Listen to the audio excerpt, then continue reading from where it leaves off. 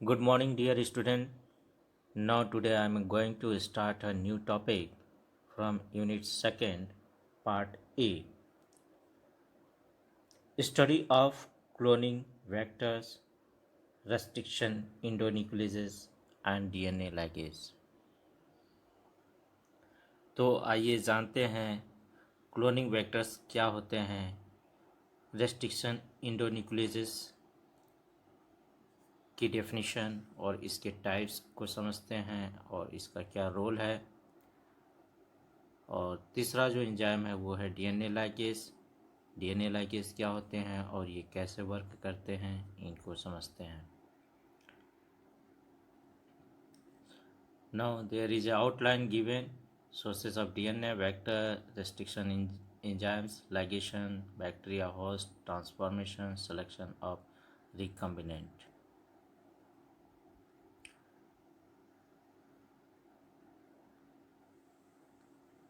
Introduction to DNA cloning. What does it mean. पहले हम clone समझ लेते हैं कि क्लोन क्या है। Clone collection of molecules or cell all identical to an original molecule or cell, or we can define in other statement a group of genetically identical cell or organisms sexually descended from a common ancestor. All cells in the clone have same genetic materials and are exact copies of the origin. तो clone क्या है? बिल्कुल identical cell की copy. कोई भी organism है, यदि हम उसकी बिल्कुल डिट्टो कॉपी बनाते हैं, ठीक है, जिसके अंदर उसका जेनेटिक मटेरियल बिल्कुल सेम हो जैसा कि ओरिजिनल में है, that is called clone. The process whereby clones are established, that is called cloning. Now next point देखते हैं। To clone a gene is to make many copies of it. ठीक है, कई कॉपीज बनानी होती है जो कि आइडेंटिकल होती है, एक जैसी होती है। For example bye replicating it in a culture of bacteria, cloned genes can be a normal copy of a gene. Cloned gene can be an altered version of a gene. Recombinant DNA technology makes manipulating genes possible. With the help of rDNA technology, genes manipulation can be done. This gene manipulation is done by some tools. These tools are restriction endonuclease enzymes or DNA ligase. To work directly with a specific genes, scientists prepare gene-sized pieces of DNA in identical copies. A process is called DNA cloning. तो simple way में the process whereby clones are established, that is called cloning.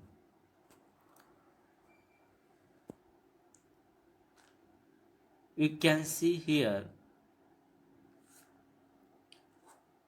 how to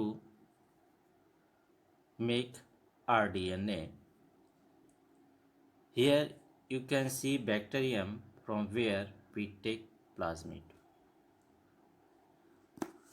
From this plasmid, with the help of restriction endonuclease enzymes, that is also called RE, from these enzymes we cut in plasmid from a specific site. जो ये plasmid है इसको RE enzymes की help से हम specific point पे cut करते हैं। दूसरी तरफ आपको ये दिख रहा होगा जीन्स ऑफ इंटरेस्ट, लेकिन ब्लंट में क्या है, they do not have one free nucleotide site. इसमें फ्री नहीं या कोई वैकेंट नहीं होता है। They do not have role in rDNA technology, इसलिए इसका कोई रोल नहीं होता है ब्लंट फ्रेगमेंट्स का, ठीक है, स्टिकी इन फ्रेगमेंट्स का हम यूज़ करते हैं। तो ये होता है स्टिकी एंड और ये होता है ब्लंट एंड। तो स्टिकी एंड में क्या होता है, जहाँ पे कट लगा है वहाँ पे वो स्पेस खाली हो गया, एक स्ट्रक्चर बन गया इस तरह से। फिर ये था जो पॉलीएंड्रोमिक सीक्वेंस है, इसे हम क्या बोलते हैं, पॉलीएंड्रोमिक सीक्वेंस बोलते हैं। इस सीक्वेंस में जो पहला कट है यहाँ कट होने के बाद यहाँ पे स्पेस वैकेंट हो गई। फिर जो नीचे ये आप सीक्वेंस यूँ समझ लीजिए 5-3 है, ये सीक्वेंस नीचे वाला 3-5 है। तो 5-3 में पहला कट इनिशियल स्टेज में लग गया जहाँ पे ग्वानिन है, जो 3-5 है इसके लास्ट में लग गया। अब यहाँ पे खाली हो गया स्पेस और नीचे इधर खाली हो गया स्पेस। अब इन दोनों स्पेस को जोड़ा जाता है, ठीक है। अब जब जोड़ेंगे तो हम that end is called sticky in fragments, उसे हम स्टिकी इन फ्रेगमेंट्स कहेंगे, ठीक है। उसी को हम यहाँ पे शो किए हुए हैं, यू कैन सी हियर किस तरह से कट हुआ तो किस तरह से इसे जोड़ा गया।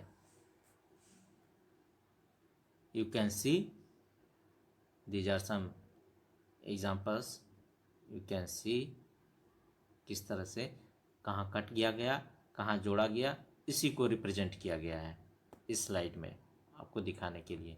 यहाँ पे यू कैन सी देखिए, यहाँ से ये जी कट हुआ, फिर यहाँ से ये कट हुआ, ठीक है, फिर इनको जो है किस तरह से जोड़ा गया,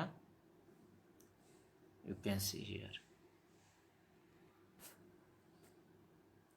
ओके, आज यहीं तक रखते हैं। Thank you all of you.